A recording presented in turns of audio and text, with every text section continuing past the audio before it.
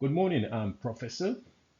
We are Group 1, Section 2, and our topic is the effect of the low interest rate on the Canadian economy. The Bank of Canada reduced its overnight rate to 3.75% and keep the bank rate at 4%. As the economy strengthens, the Bank of Canada is expecting supply to be normalized and predict the forecast of GDP growth to be 1.2% in 2025 and 2.3% in 2026. The Bank of Canada reduction of the national interest rate also affects short-term interest rates.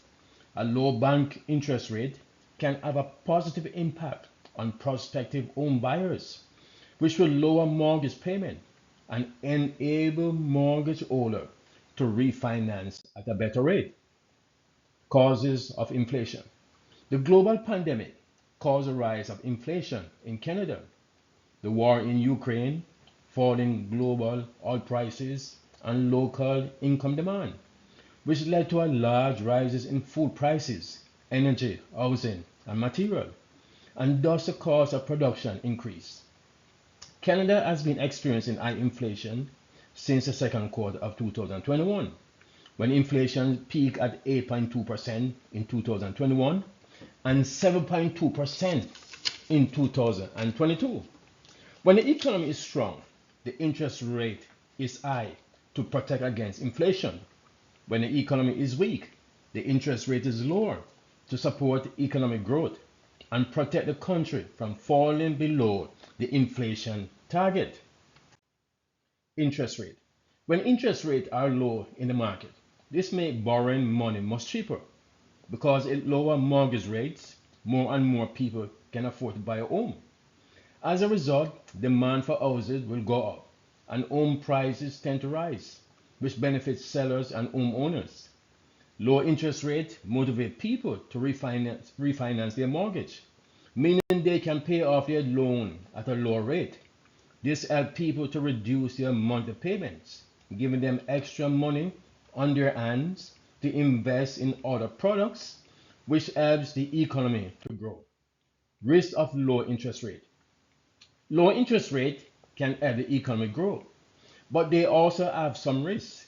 When interest rates stay low for a long time, people and businesses may borrow money, which can lead to high levels of debt, which could become a problem if borrowers can't repay their loan.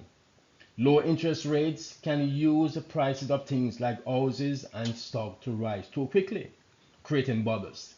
If these bubbles pop, it could cause financial problems and lead to an economic downturn. Equilibrium interest rate. According to McGraw-Hill, chapter 15.1, changes in the demand for money, the supply of money, or both can affect the equilibrium interest rate.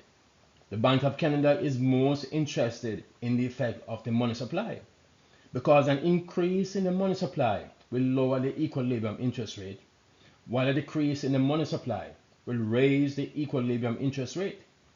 Bank of Canada must ensure that the money supply is consistent with rising level of output and employment, thus ensuring that inflation is stable and kept under control. Bonds are fixed at rate of investment and is inversely related to interest rate. If inflation increases, the return on the bond will be adjusted for inflation. For example, if a bond pays a 7% yield and inflation is 5%, then the bond rate of return will be 2%. The danger of low interest rate.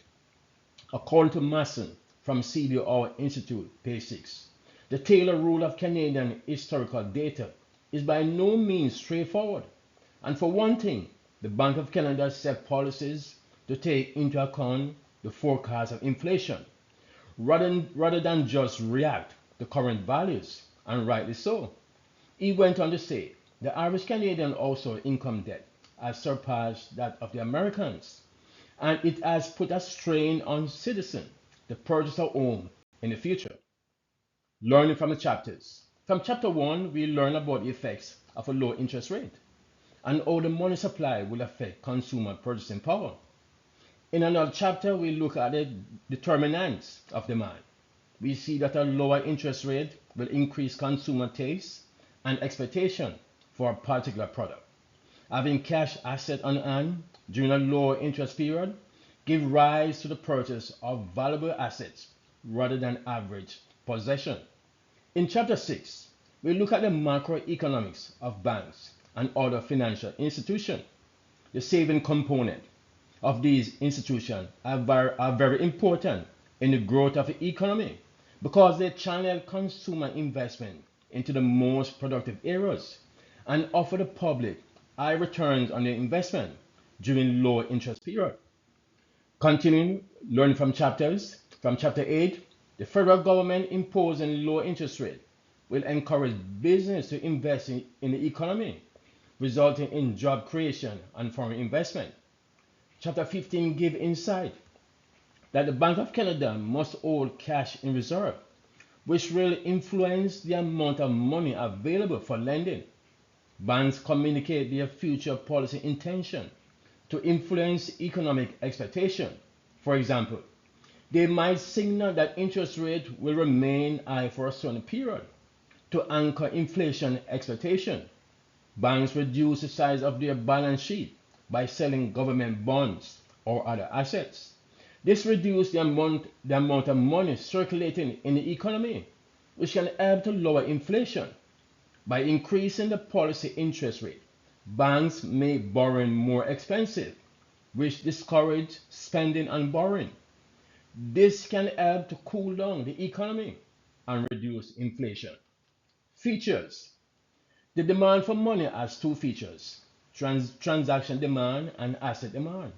Nominal GDP, which is nominal gross domestic product, is one of the main reasons why there is a high demand for transaction, because consumers want a larger dollar amount if there's a high increase in prices. Finally, between 2004 to 2008, interest rates were quite low in Canada, when the average 5-year fixed mortgage was floating at nearly 6%.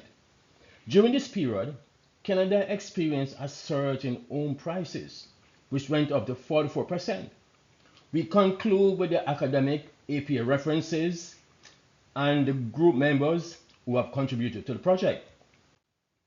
We have come to the end of our presentation, but the two remaining slides, one is for APA academic references from CDR Institute, and the second one is from C. McConnell from McGraw-Hill, and the third one is from J.H.